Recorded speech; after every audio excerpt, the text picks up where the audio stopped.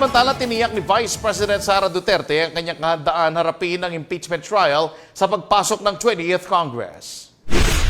Ayon kay VP Duterte, tanggap niya kung ano magiging resulta ng impeachment trial pero iginiit nitong hindi pa napapanahon na magbilang ng boto hanggang hindi pa nagsisimula ang trial dahil wala pa namang ebidensya mula sa prosecutors at sa kanilang depensa. Hindi naman nagulat ang pangalawang Pangulo na naging parte ng prosecution team sina Representative-elect Chel Jokno at Laila De Lima. Inihain ang impeachment complaint laban kay VP Duterte dahil sa issue ng confidential funds. Umano'y kaugnayan niya sa pagsasagawa ng extrajudicial killing sa Davao City at pagbabanta sa buhay ni na Pangulong Bongbong Marcos, First Lady Liza Araneta Marcos at House Speaker Martin Romualdez.